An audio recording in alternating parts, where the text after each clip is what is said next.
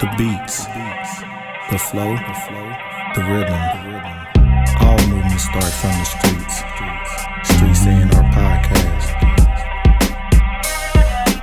It's all good, man. We here. Woo, woo, woo. Yeah, we here. Welcome to the Streets A&R Podcast. It's your host, Giddy Jicky with it. And it's your girl, CLB. And we are back in the building, man. Shout out to my guy, Ed, for pulling up the last time.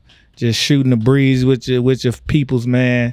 That was a fun time, man. That was a great episode. Time. That boy can talk, but it was a great flow, you know. Oh yeah, I appreciate having that. You know, that third person sometimes give a little more, bring another perspective, another comment you weren't expecting, and have something else to add, man. I know I don't ever want to get stale up here. No, we can't. So if I ever have a bad attitude and I'm stale, I'm like, all right, we just gonna cut this off and we're gonna go home, regroup.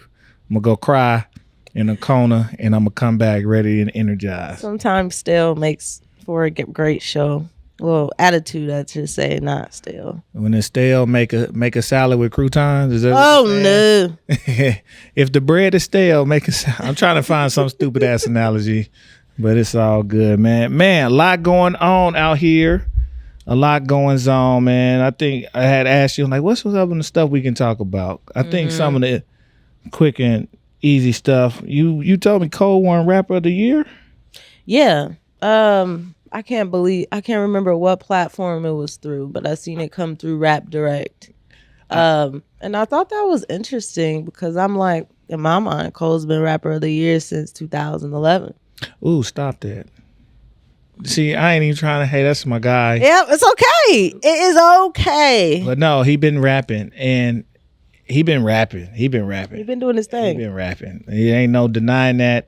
Every verse he murdering, leveling people up. He in his bag. So I am not at all upset about that pick of Rapper of the Year for whatever the criteria is. You ain't got to tell me. And I'm like, if you said Cole for 2023, I'm with it. I'm actually going to co-sign you on that. I'm with it. Yeah, I'm with it too. I wonder how he feels. Sometimes I'll be trying to get in the rapper mindset. Don't get in the rapper mindset with him. He don't give a good goddamn about I don't mean from the perspective in terms of like an the accolade necessarily. I mean in terms of like the trajectory of his career, right? Oh, okay. Yeah. Yeah. Like not like how he feel about the award, but how he feels about where he's at and where he's going. Yeah. Like the momentum he's built. Exactly. Because like a 28-year-old artist receiving Rapper of the Year or whatever, right? It's going to be like super hype. But what, Cole is like close to 40 now? I think he's half a year, about 37. Yeah. So, but again, age don't matter. It's just being a Cole fan and listening to a lot of his lyrics, I just wonder what his mentality is with that.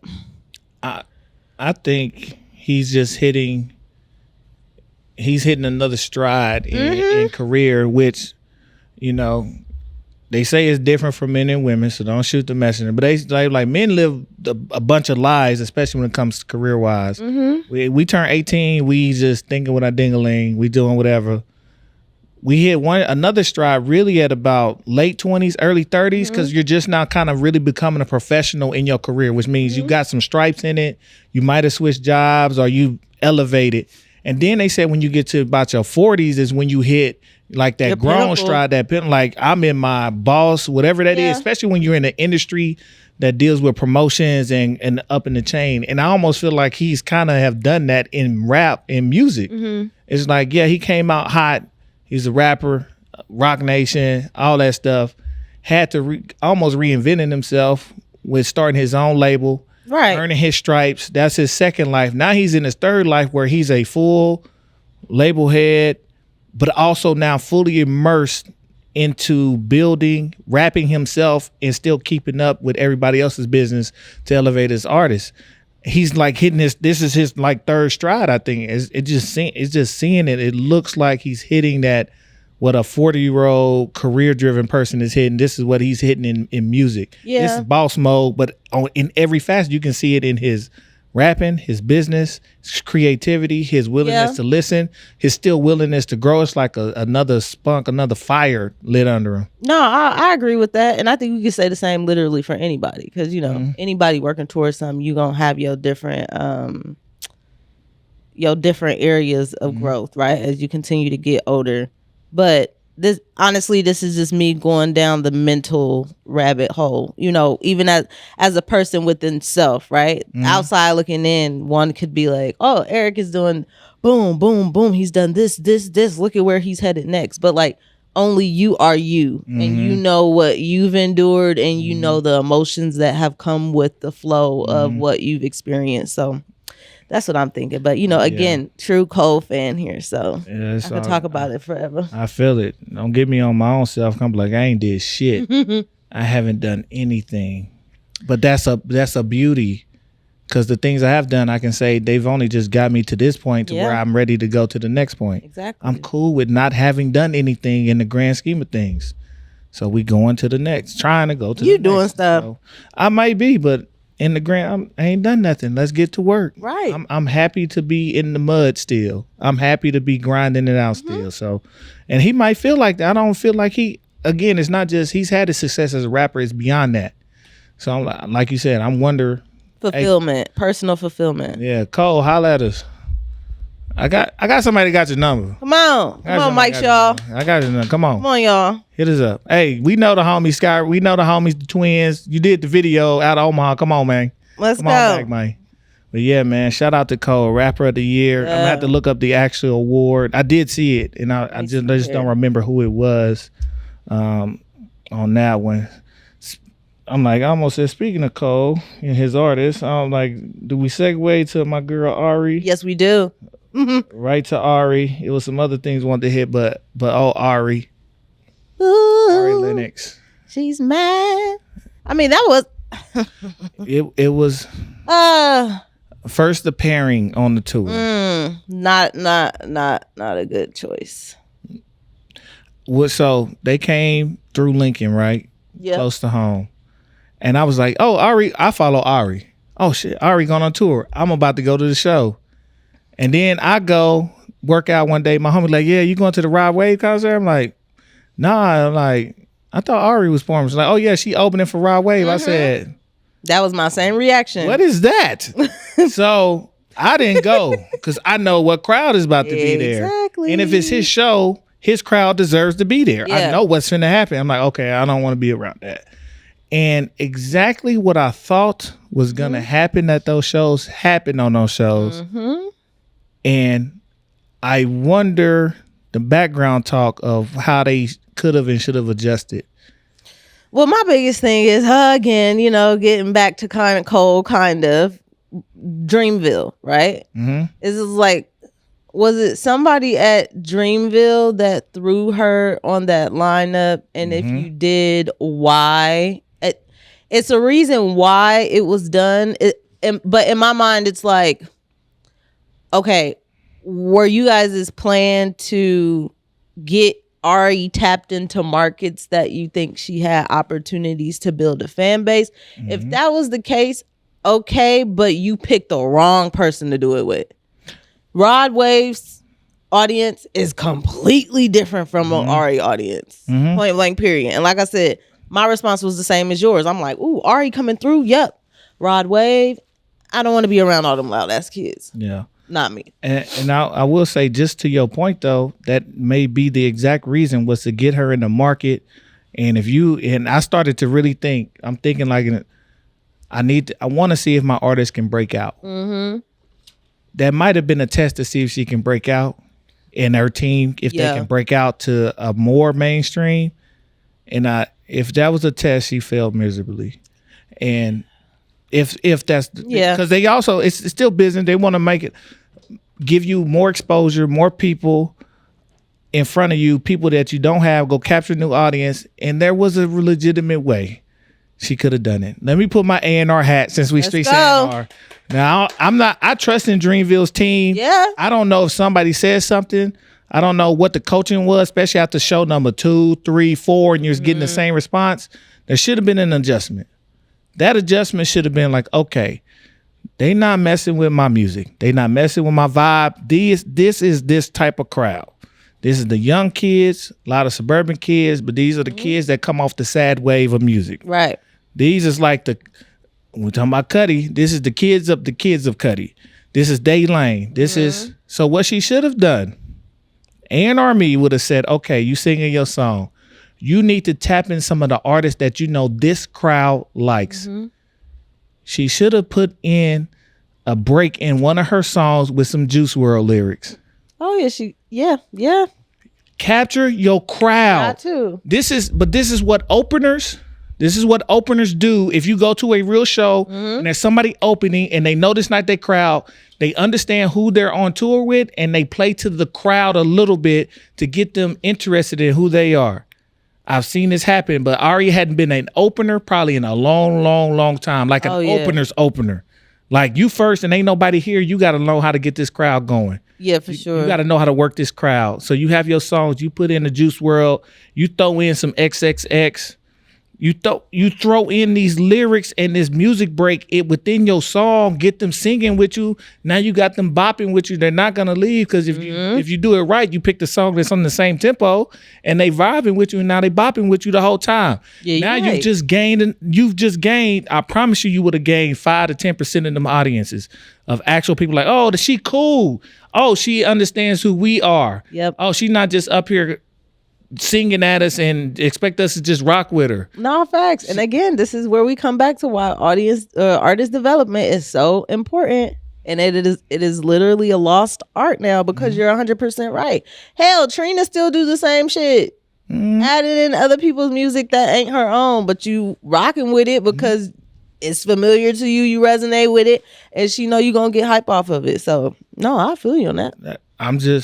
And I don't want to say they didn't suggest it, but somebody dropped the ball in that. And maybe that person is not on tour with her to tell her that. Yeah. Maybe she is not telling them what the real problem is. Like, they just not really rock. They not doing this. They throwing shit at me. I mean, you kind of trolled them. You came in there with the helmet the next show.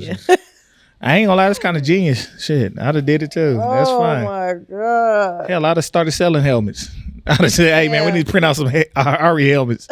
But no, but that makes sense though, because I mean, like, Ari, beautiful woman, but she's not about to come and like drop her pants and shake her ass like she Ice Spice to get anybody's attention. She so don't. You're right. She don't need to. Yeah, that was the only angle she was going to be able to come forth. But then at the same time, when you think about it, I don't really listen to Rod Wave's music like that. But the music that my cousins play for me, he has sentimental and storytelling elements of his music. So there was definitely an opportunity for her to kind of like merge that to captivate them a little bit. That whole wave of music, that style of music, that's what half of it is. You got half that it's super emotional. It's black emo. That's all it is. No, for sure. So that's just what it is. So I think it would have served her good to do that.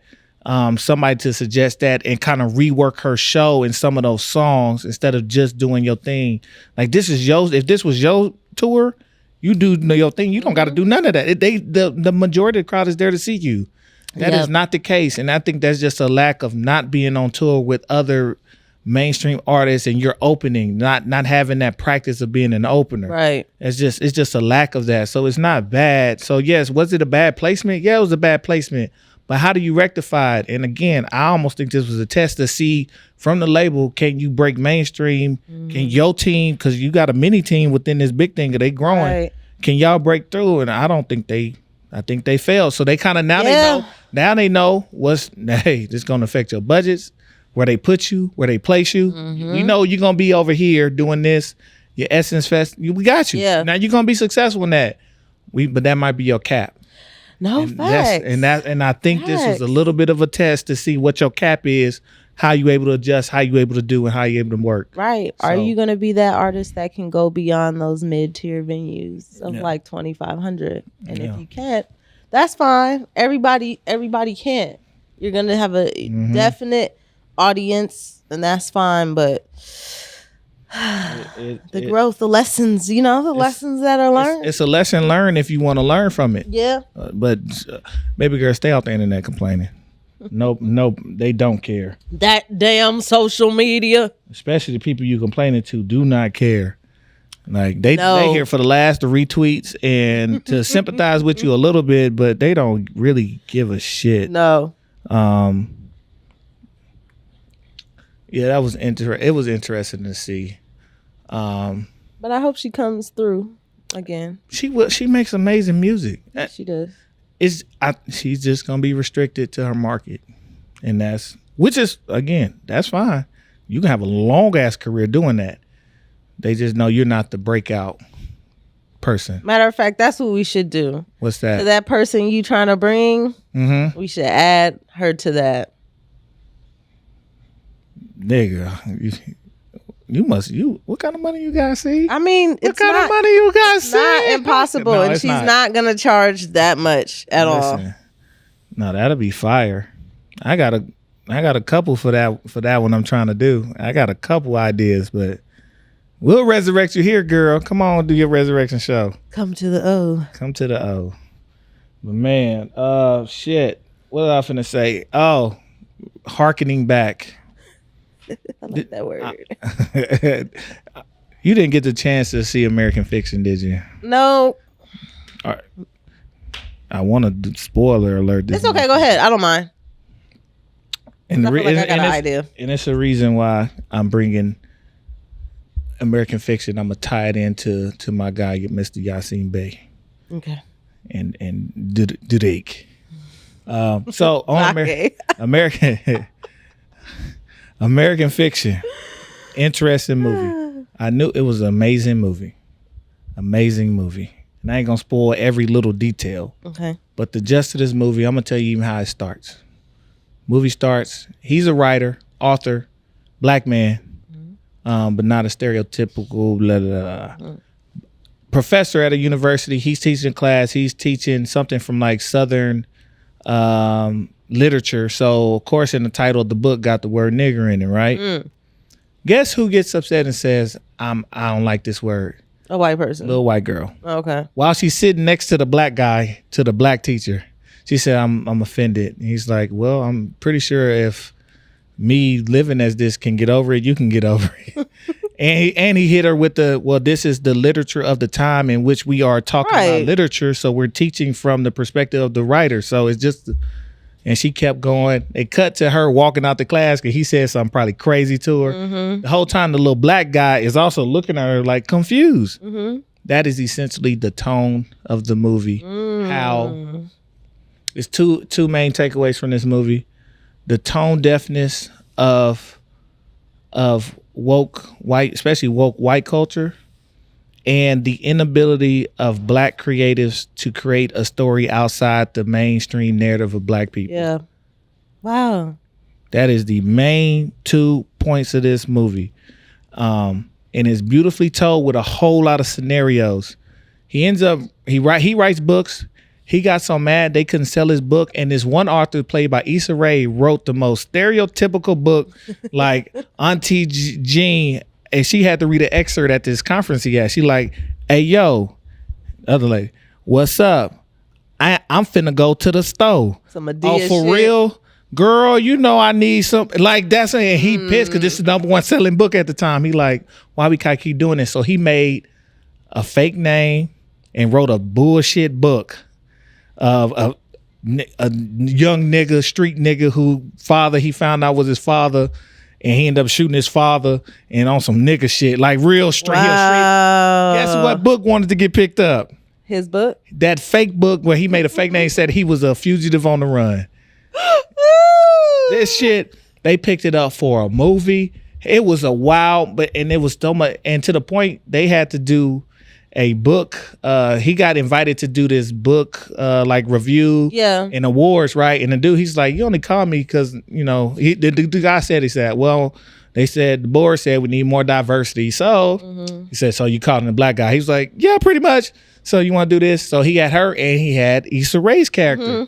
They're the 2 black people out of 5 reviewing books. Guess what book got picked up for the review for the award? His bullshit book. So they reviewing it. He trying to throw it under the bus, and the white people love it. Even Issa was like, just something unauthentic. Something is off about this writing. So he thinking, okay, maybe it ain't all bad. He starts talking to Issa. And he's like, why'd you write that story? She was like, you know, basically she don't come from that life at all. She's uppity and shit too. And oh, by the way, he come from a pretty decent family. They got a whole black helper at the house, maid. They have his sister's a doctor, his brother's a plastic surgeon. They came up like that. Okay. They still got some tragedy. I ain't even gonna give away all the tragedy that was going on.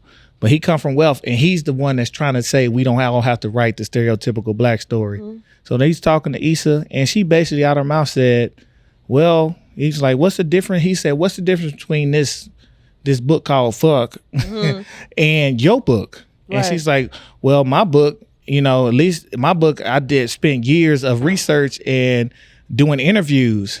And he looked at her. And I was like, oh, shit. Oh, she's like the black version of fucking society. Our bourgeoisie sell us out and still write the stereotypical stories and back it by saying, but it's real. It's from real research. You still told the same story, the same stereotypes that don't even exist in your real life. Oh, now I gotta go watch. You gotta watch this. See, now, and I left out a lot of detail. I'm just letting you know. But that's how to play on the title American Fiction. Listen, this movie is fire, right? Okay. This movie is fire. Come on, Jeffrey Wright. And I said, hey, do y'all know even his existence as a black actor proves this? If he was to come and do a viewing anywhere and say, hey, I'm Jeffrey Wright, I want to talk to some people, would it mainly be white people that see him or black people? I think it would mainly be white people. Because it ain't on no nigga shit. I'ma just say it. Because we don't even know who that is, but also mainstream don't push people like that in our faces. We know Michael B. Jordan. We know we don't consider him a black actor. He's an actor who's black. And this is why I'm big on not just supporting quote unquote black movies. I support movies with black actors and actresses in it. Right. Den of Thieves is like a black superhero movie to me. And it's with O'Shea Jackson Jr., Baby Ice Cube. Oh, yes. Den of Thieves, haven't watched he's a main character, but 50 Cent in it, right? But it's not a quote unquote black movie. Right. It's a movie with black people in there who the main characters. So I'm like, I support those. So and it's that whole thing, not being able to tell the stories. We're restricted to certain stories. And there's a whole lot in that movie. I ain't even gonna give away. I can't wait. I can't wait. Guess what? They was doing the February Black History Month viewing on a TV channel that was on. They was showing all the crazy nigga movies. Really? He had to just turn the TV on like, golly. Oh, that movie is amazing. It deserved its rating. It deserved all the festivals. Man, I wanted to bring that up for two reasons. One, we did talk about going to see it. It was finally here for a week. I'm so sad I missed it because this damn snowstorm. Y'all made it out. Y'all went back out when it started snowing again. It was snowing hard that night. Listen, shout out to the Jeep gang. Jeep gang, man. Throw it up. But so it's that. And the second reason, our brother Yasin Bey and our brother Drake. They had a little tiff. Back and forth. Shit, you right. This is the same story. Let's go. It's the same story. I'm trying to tell you. I'm going to thread it for you. It's the same story.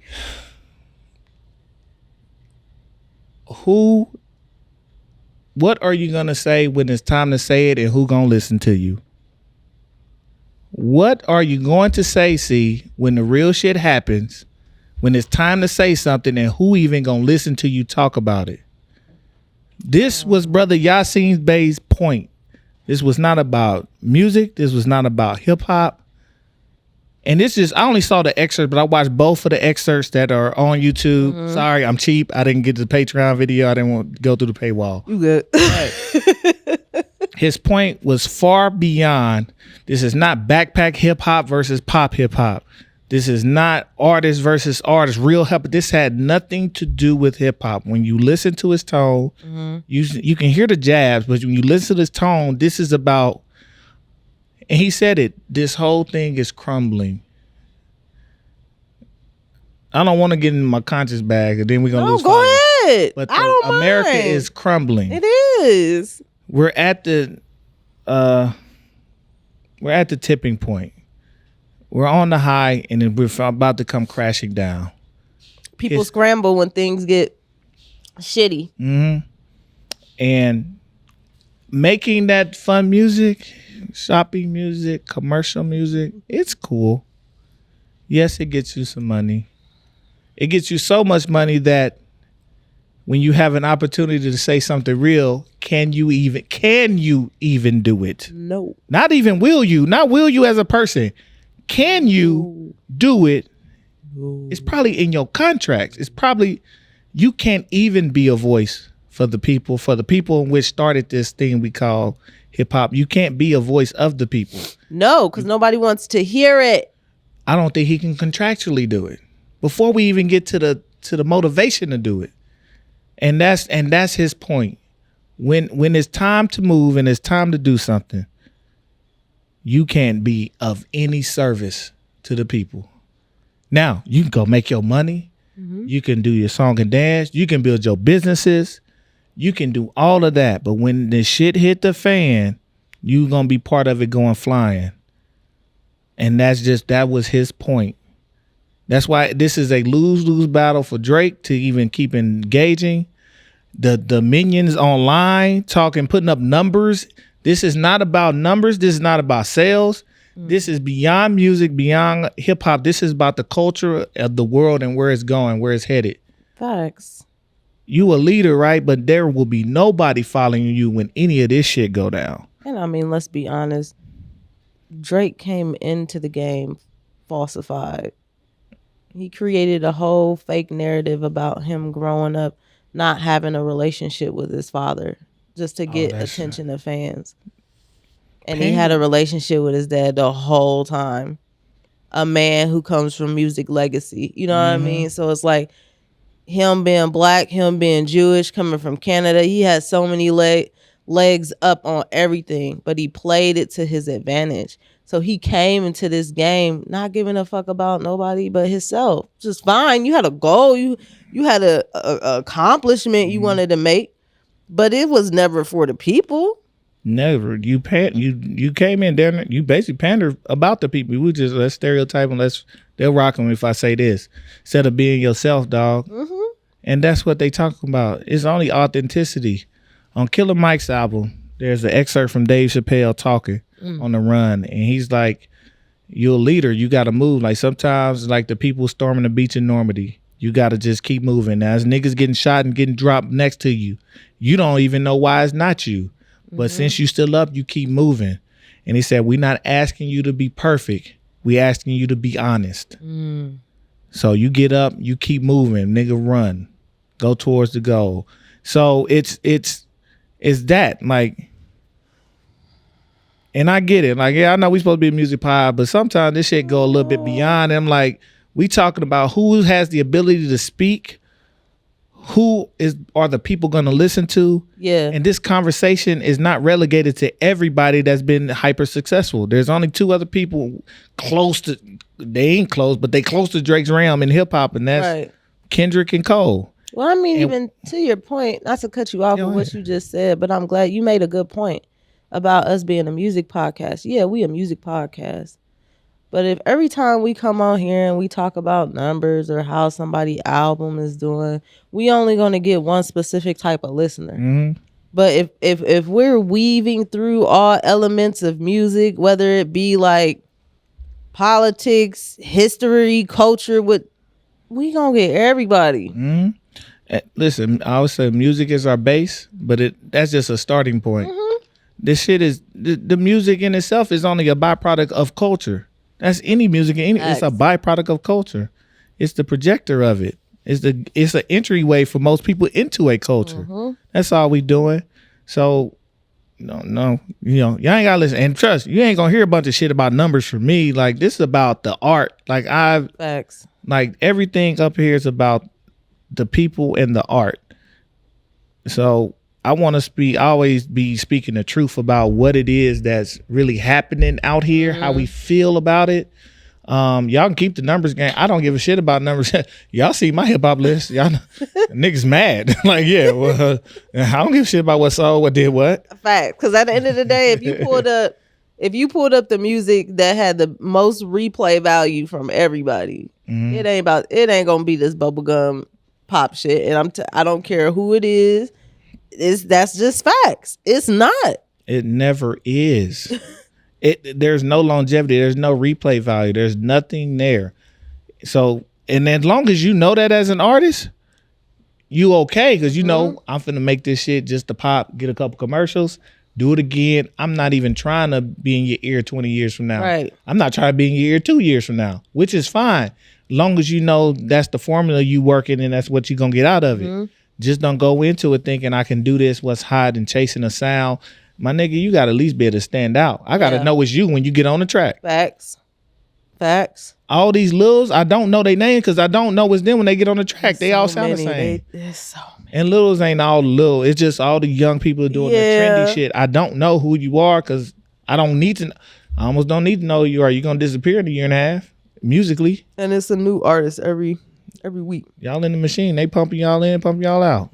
Give y'all a $2 million signing bonus. Right. Let you spend it. Make sure you owe them some money. Make sure they get their money back in your shows. The 360 deals. Then they on to the next. Yep. They recoup. Literally. They gave you 2. They made 25. A little pot of crawfish. You know what I'm saying? Well, little Tyler called little donkey booty. I love Tyler. I've been watching Tyler the Creator and Vince Staples. God dang. Oh, they wow. Man, I love them. I love They're them honest. as far as you know who they are and what they represent. Speaking of Vince, real quick, he got his show finally. I heard you say it, and I can't wait. The Vince Staples show coming February 15th. I ain't even know the date. Can't wait because he don't give a fuck. And did you ever watch the Vince Staples show on YouTube? Yes. Okay. Yeah. We've been waiting on this. Yes. Of course, we had the pandemic and other stuff, and had to get greenlit. He been working on his writing. He been doing all this. He been working on his acting. This shit, I don't care what nobody think about it. It's up. I even love his promo. This nigga walking around Hollywood Boulevard talking about, hey, we with the megaphone. We is Vince Staples show. Netflix ain't give us no budget, so we out here like, do you know who Vince Staples is? Like, no. What you do now? He like, here's a gift card. He said, hey, bro, you black. Hey, you extra black. You get 2 gift cards. We love the children. Like, I'm like, dude. No, that's fire. You know what I'm saying? But that's I'm glad to see it in the fruition. I'm glad somebody that just keep doing, he kind of do what he say he gonna do. Yeah. He don't care about what you think about what he finna do. And I just like the maturation of him and the evolution of him in his careers, and just to keep on, I'm gonna do this, we gonna work it, like you can do it. Like a nigga that don't care is a nigga with no limitations. Exactly. I don't care. All right. Yeah, I try it. Let's do it. Da-da-da. Oh, that one hit. Let's just do it. Free. I take it as a job. People got on him years ago when he said he took it hip hop as a job. It's like a job to him. Like, yeah, but that means you detach emotionally from the accolades, from all this other. It's a job. I'm coming here to work. I do this. I like what this is. I know what I'm doing this for. My man know what type of albums he's making. It's funny how people got mad at that anyway, because shit, when you an artist trying to get signed, that's what happens. It turns into a job, and that's why y'all get so depressed. Right. So what is y'all even talking about? I used to love it. Well, now that's because you did it to release. Now you're doing it to survive. Right. So it's gonna feel a certain way. You know what I'm saying? So I get why people don't want to sell their art sometimes. Like sometimes I'm like, let some of that shit go. Yeah. You ain't gotta sell it all the time. Here, man, you can have it, but not make it your full time. But and I'm so glad Vince is getting this real opportunity. It happened. This deal been on the table for years. Man, this is fire. This gonna be fire. Shit, give me something to watch. Ain't too much to watch nowadays. I got a couple shows. Well, go on, send them my way. Yeah, man. I got Steve Harvey on rerun. After I watch a few other stuff. What? I'm like, come on, Mr. Hightower. How you gonna watch that? And Mark Curry said he stole his sauce. He did. Right. He did. Now after going back to hanging with Mr. Cooper, okay, I see it, but sure. Oh, you watching The Enemy, man, to authentic. No, I'm just playing. Send us some money, Steve. Send us some money. Mr. Hightower. Yeah, man, this has been a cool little run, little week, man. You got anything else on Mr. Vince? I hope Vince. Should we hit Vince up? Yeah, why not? Fuck it. Shit. let's do everything we want to do. Yep. It don't matter. The resources that we gonna need to make it happen is gonna come. Just shoot off rounds. See where they hit. Yeah. Speaking of creative people, I had to make sure I checked your list. I sent it to you after we just talked about it. Miss Tierra. Oh yeah, baby girl coming out with an album. Is you ready? I've been ready. How long it's been? It's been years, like 4 or 5. It's been a few since she really hit the scene. I feel like she gonna have some dope ass features. I feel like she gonna have Rhapsody. I would hope. I would hope. I really think she's going to. I don't know. She might have some wild shit. I hope she gets some niggas like Danny Brown or something. Yeah, I can see that. I'm excited for it though. Pink Seafood. She go get Pink Seafood. I'm with it. But WWW. Well, we gotta wait till March. Whack. I think it's March. Middle of March. But I'm excited for it. I've been waiting for an album so I can officially put her in especially my top female MC. She just up there.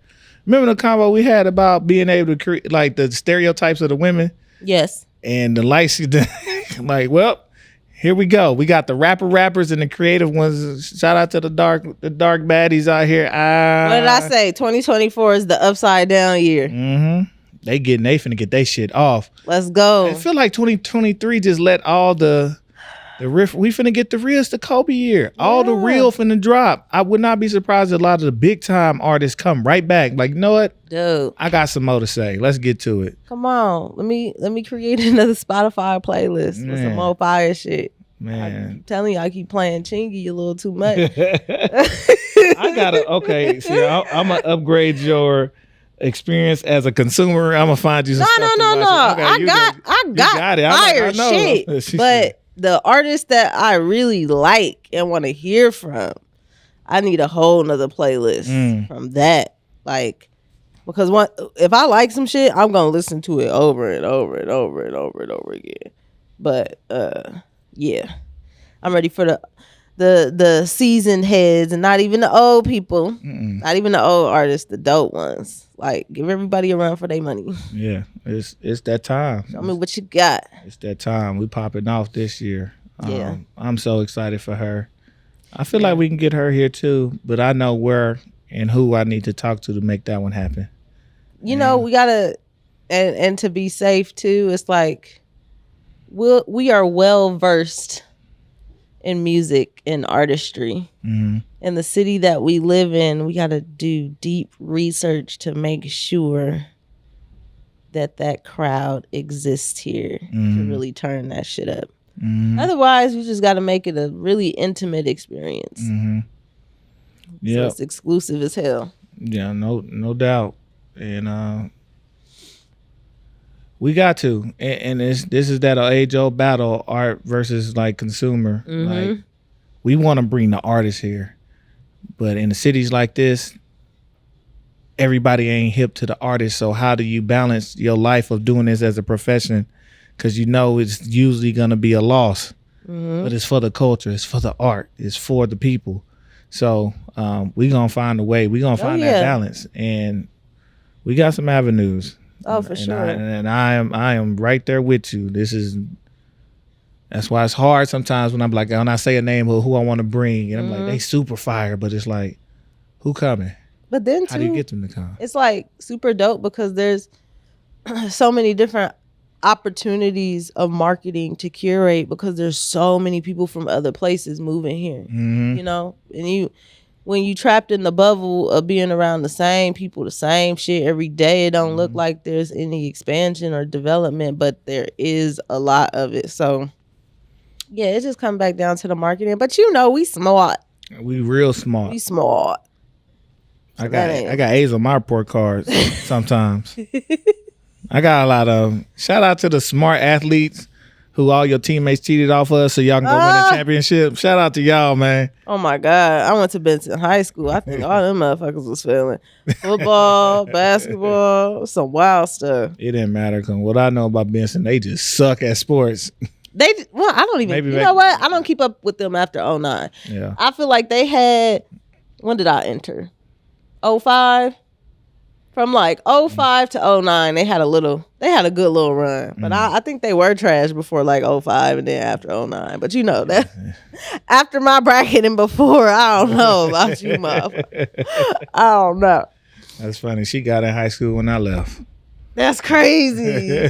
When'd you graduate? 05. Oh, that's nuts. Yeah, man. I was old and young.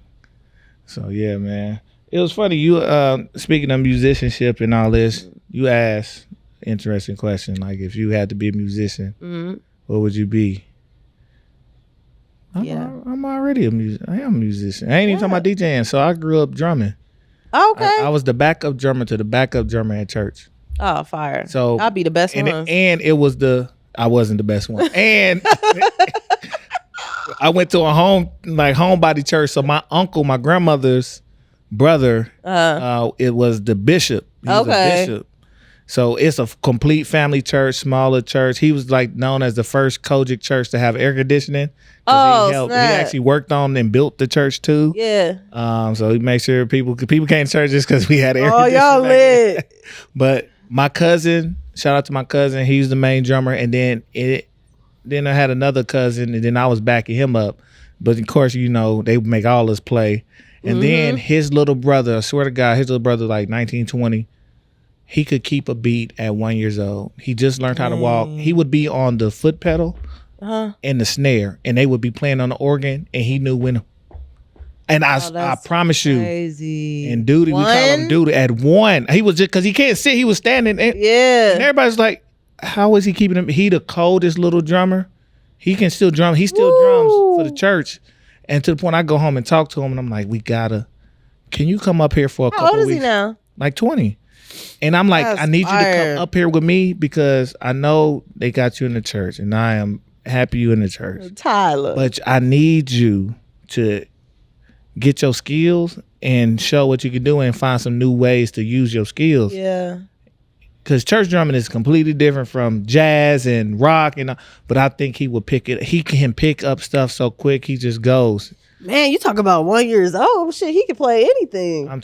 It was wild, and he learned. He picked up how to play the organ because he would just be at church all the time. So when everybody out church, we'd be back in there in the sanctuary still playing. Or he'd get on there, and then we try to so going nuts. So I would definitely be a drummer. I love playing offbeat. I love the patterns. Like even now, like when I'm doing stuff, like I gotta get into production because I'm like my patterns. I hate keeping the same pattern the whole way through. I'll probably be like a little rock drummer. That shit is fun. Jazz and rock, because jazz you get those little obscure beats and getting off. So I'd be a drummer. Yeah.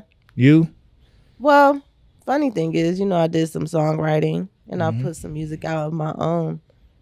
But I quickly learned that I'm so sure of myself and I know myself so much that I wouldn't even want to enter that lane commercially. So with that being said, my answer is kind of similar to yours. I feel like I am a musician and I'll always be one. But I think mainly I just want to be like an arranger, songwriter. I just want to listen. I want to hear. I want to tell one where they can improve or add this, take this out. That's it, because my ear for music is fucking phenomenal. But then when you get in that space of creating it for yourself, you become too critical of the content. And then you try to be a perfectionist and you don't know when to leave stuff as is. And I already overthink. Nobody wants to overthink when it comes to creativity. So yeah. She said, I'm an arranger. I walk in the room and not just like, no, that's good. I'm like, no, a producer, like not a beat maker, a producer. Yeah. Hey, this needs to be here. We need to add something.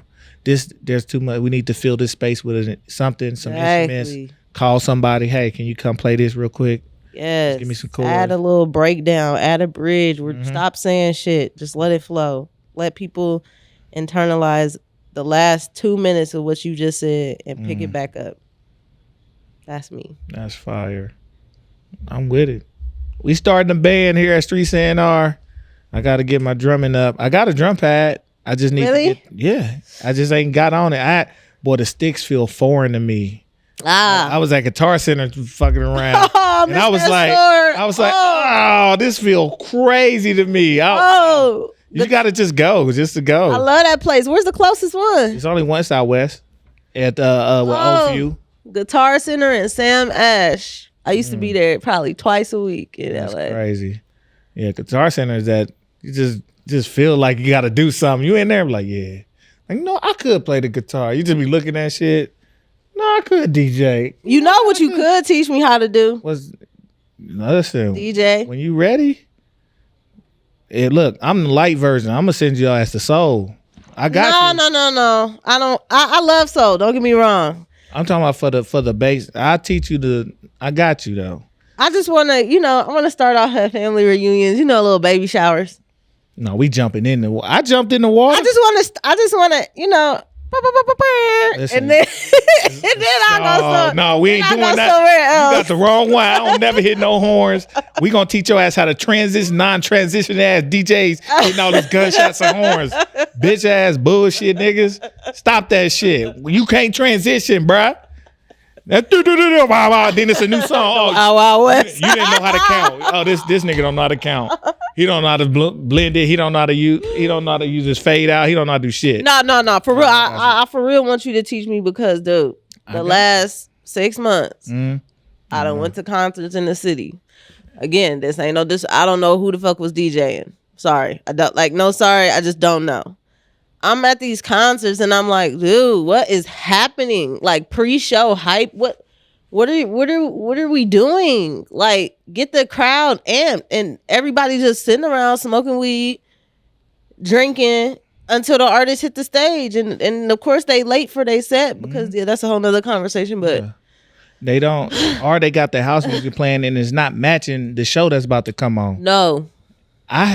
You know me, I'm a mover. I have hit up venues about being a house DJ for stuff. You think they hit niggas? No. So that's a whole nother issue. You know what I'm saying? Like, but I'm with you. I hate it with a passion. I'm like, bro, I'd be like, I'd be fucking this shit up right now, just in my backlog. I got 20 minutes because y'all go, man, I don't got to be on the stage. I'll be by the sound man. I don't got to be seen. Like, let's get to it. Yeah. I just want to get some music going. And like you said, it's getting the crowd into it.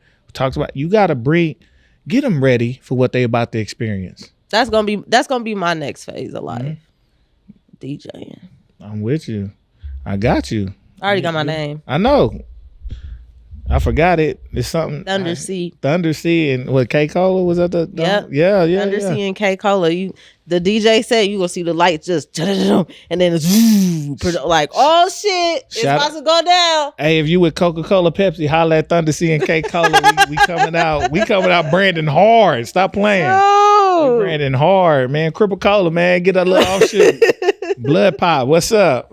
Nah, for real. Thunder C and K Cola just switching out sets. K Cola is my sister / cousin. Follow her on Instagram. 2 Y's. Yeah. But yeah. I'm with you. Hey, let's get it. I ain't no hater. We need better shit. We need better DJs. I ain't afraid to say it. And I've been off the scene. That's another conversation we finna have in a little bit. I got some more shit, but it's just a lot of shit. I hear you. I hear you. Good luck. Candyman's coming. You know what? I just want to. It's okay. Even if they hire me to DJ the Rock Nation brunch, you know what I mean? Something cool. I stand next to Shaq at his residency in Vegas. Right. Do some little spinning shit in a bikini. Like she said, I'm with the bullshit. Like, hey. Song on. Hey, babe, sit this one out. Yeah. I'm finna go make drinks is free. Drinks is free. Sit this one out. No, you ain't got to show. I got you. Just I've already pumped. Yeah. I got you at the hotel. Yep. You know what I'm saying? I'm ready. That should be too funny. Oh man, lit. It's going down, man. 22 and 4 is clearly going down. Make sure you stay down. It is. Appreciate my brother Yasin Bey for coming with the real. Y'all better leave my mans alone. He don't even live here. He about this. He about this life. I don't know why people playing. Drake he about this life. A crackhead. Yeah. A bohemian bucket. Okay, cool. Cool story, bro. Like, that just be like, I'm a crackhead. All right. An honest crackhead. Right. If he is a crackhead. He's honest. Y'all leave him alone because he gonna come. Y'all know he know more than what y'all think he know. Those are the ones you leave alone. Yep. Just leave him alone. But it's all good. Or don't. Actually, don't leave him alone. Let's just get it. The truth shall come. This is when Drake start speaking patois and like going ham, like he about to cut and shoot somebody. Oh, I thought you were gonna say drink his wine. Like they have that too. I'm like, all right, cool. Let Drake go off, and then he'll come back like trying to apologize. Like when DMX said he thought Drake was corny, and Drake was like, "I just want him to love me, bro." He does. That's really him, but he needs to stop acting like that's not him. It's okay. Like it's okay. So let me stop. I'm gonna leave it alone. I'm not dissing him. I'm just saying we got all truth. It's about the truth this year. Clearly, it's about the truth this year. Just being honest. Man, I can't wait. We got Polestar coming up. Anthony, we got Polestar. Hey, they about to be in LA. Streets A&R about to be in LA. February 6th, February 8th. Y'all lucky Thunder C ain't with us, man. Ooh. Y'all real lucky. Y'all lucky, man. But I will be there in April, though. Oh, yeah. It's going down. So, got Polestar. A lot of business to do. A lot of things to connect with. Holla at us while we out there, man. We making waves, man. We are making waves. Even if they're tiny waves, we in the motherfucking water shaking that shit. Making waves. It starts from a ripple. It does. Matter of fact, speaking of waves, be careful out there. Them waves been a little high. A little high? Oh, Lord. San Diego is completely flooded right now. Really? Yeah. Golly. Oh, what I said was going to happen, it's going to fall in the water? Don't do it. Please don't do it February 8th through the 9th. Please do not do it February 8th through the 9th. Please, if we hope it don't do it, but please wait. Any seismic shifts in the plates, please wait till the 10th or later. Please. I'm just there visiting. Oh, Lord. Just be mindful. I'm not going to the beach. I'm okay. It's rainy season. So. Oh, yeah. And I'm going to see Mick Jenkins, though. Oh, that's going to be a fire show. Yeah. What area is that in? No, I have to show you the ticket. I don't know. I don't even know. It's in LA. I just know that much. Okay. No, it's in Los Angeles. So shout out. I'm going to connect with a couple of people that I know out there, and it's going to be a good time. Wait a minute. Y'all going to be out there during All-Star Weekend? No, that's the week. Excuse me. That's the week after. Oh, okay. And that's at Indy. Oh, okay. I was trying to get me and my homies to go for a guy's trip, and that just... Got you. Boy, that's And stupid Indy, real quick, I got to hate on Indy. I thought the basketball court in the arena was such a lovely idea. Till I found out it's display only. You can't hoop on it. Oh. Y'all built the whole court. You could have just said it's only for arrivals only. The hell? And little gnats, man. We down here in the basement of some... That's our cute. But yeah, man, they really built a whole court for the All-Star Weekend in the airport. And can't nobody hoop on it. That's hard, though. I would have been like, all right, only arrivals only. So if you're departing, you can't get on that plane stank like that. Oh, yeah. I would say arrivals only. Show your ticket that you coming into Indy. We'll let y'all get some games off. That shit would have been so hard. Yeah. I was hyped too, but now I'm like, oh, good ploy. But y'all should let them get busy on that back. It's a full court, real hoop, real hardwood, all of it. Dang. The middle of the airport. I was like, that's tough till y'all bullshit it. It's all good, man. We appreciate y'all, man. We gonna get ready to get up out of here, man. Y'all know where to find us. We on everything but Apple. You can find us on all social media. That's Streets A&R. That's Streets A&R, man. Make sure you like, subscribe, share, follow, comment, share some more, watch, listen. Man, we are making sure we do our best to put out great content and get y'all some, some entertainment, but also some information, and also just tell y'all what it is, man. For sure. We love to hear from y'all, man. We appreciate all the support, man. Make sure y'all stay connected. We got a lot of stuff to get to this year. So a whole lot. It's gonna be a fun, it's gonna be a great year. Amazing year. So we appreciate y'all, man. We gonna get out of here, man. It's your host, Giddy Jicky with it. And it's your girl, CLB. And we out of here, y'all. Peace. The beats, the flow, the rhythm. All movement starts from the streets.